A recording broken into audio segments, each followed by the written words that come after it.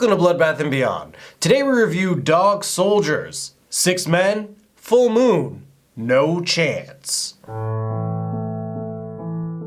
Written and directed by Descent director Neil Marshall, starring Sean Pertwee, Kevin McKidd, Emma Cleasby, and Liam Cunningham. This movie's about soldiers on a training expedition who run into a real-world problem. Unfortunately, it's very unreal. It's werewolves. This is actually a recommendation from Patreon, from Twisted Duality. He won our monthly movie raffle. We thought it was Doghouse, which is like a British film, and it has the word dog in it. I had this all mashed up in my head. Bachelors go and get attacked by werewolves. That's what I thought this movie was, but those are two different movies, but let's talk about the likes in Dog Soldiers. As this is a werewolf movie, the big like for me is the werewolves.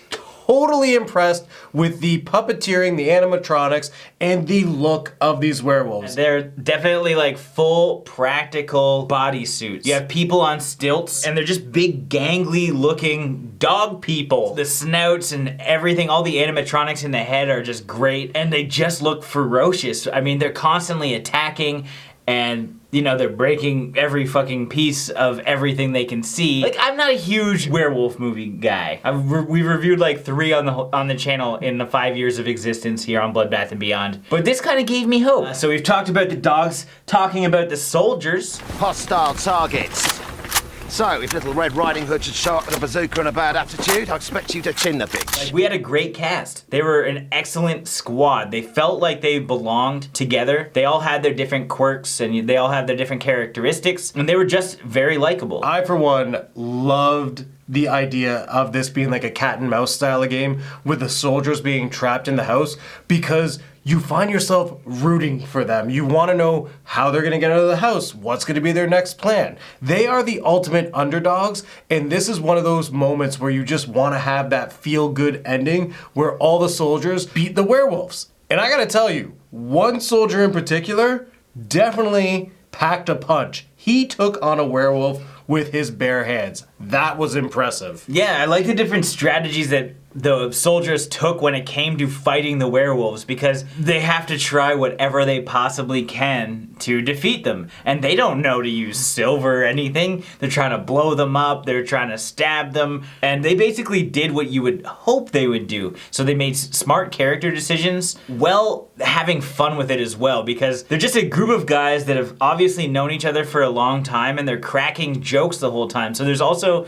this nice layer of comedy spread throughout. The most important football match of my life is playing tonight, and I'm stuck up the backside of Beyond without so much as a 6-pack or a telly. There wasn't a ton of gore, but when you did see it, it looked very good. In fact, early on, we get the one captain, his stomach gets ripped up, and you see his intestines and his stomach falling out, and it looks real to the point where it almost makes it uneasy and cringeworthy. What do?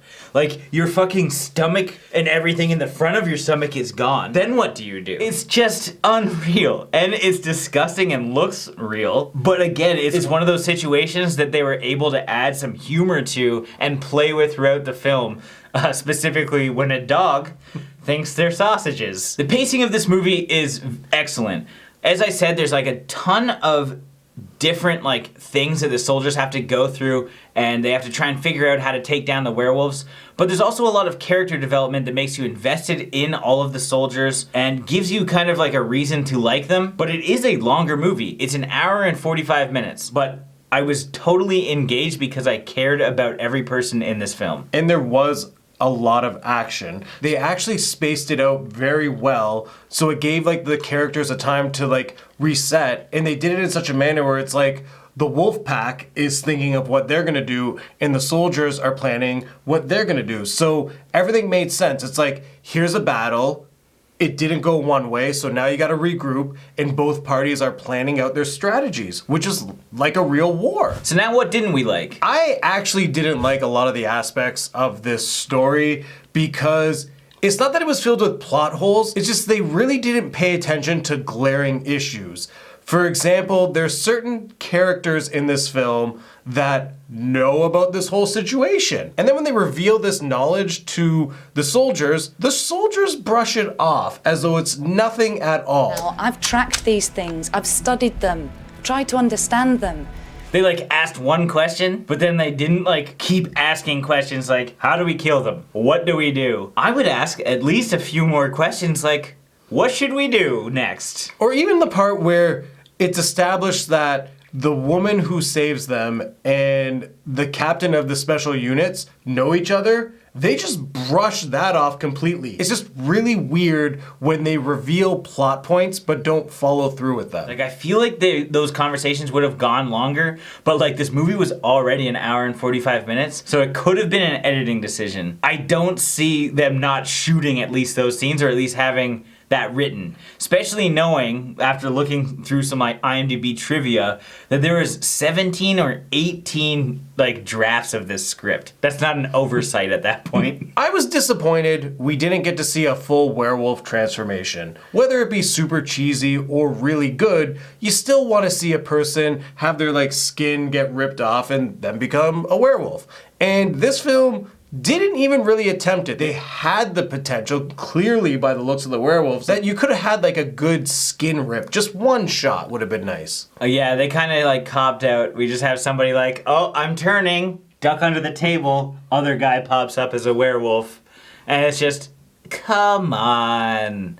The practical effects team was so good. To have this not be one of like the main features of the movie is a little bit of a letdown for sure. Now it's time for our final thoughts and ratings. I actually really enjoyed Dog Soldiers. I'm not a huge werewolf fan, but this was actually really fun. I loved our characters. I thought the pacing of the film was great and allowed us the time to kind of learn who everybody was, learn their quirks, and see like a really good squad go against a really vicious pack of werewolves. And it's neat to kind of see them kind of think it out and figure out how to take each other on. The werewolves looked amazing. I thought they were great. They were super tall and intimidating, and I would shit my pants if I saw one. Is everyone all right? Is everyone okay? No, man, I think I've shit myself. And I also really liked the humor that we had. I mean, it wasn't always present. This isn't a comedy by any means, but they definitely sprinkled just enough humor in there to make sure that you're entertained even through dry situations. There are some issues with some of the plot devices because there's certain questions that need to be answered that just aren't even asked. And like some of the big twists and stuff aren't really big twists. You're kind of gonna piece things together, and if you don't, it doesn't really matter anyway. But at the end of the day, I had a really good time watching this film despite the long runtime. So I'm gonna give this 4 actual ways John puts me to bed before he leaves after filming out of 5. This film really surprised me with the aesthetics of the werewolves. I was blown away by how good they actually looked.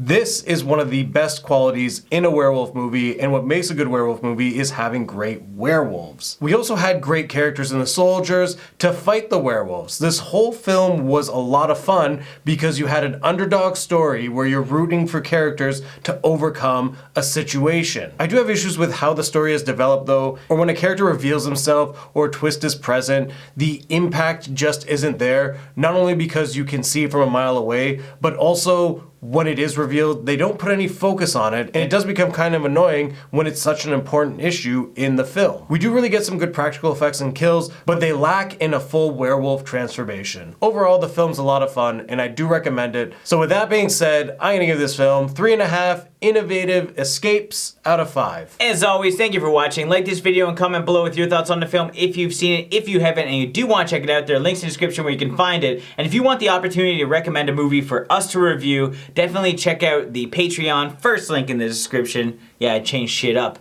Kind of looks cool too. I put some emojis on either side so you can really see it. Check out the rewards. And if this is your first time here, make sure you subscribe to the channel, stay updated with everything Bloodbath and beyond.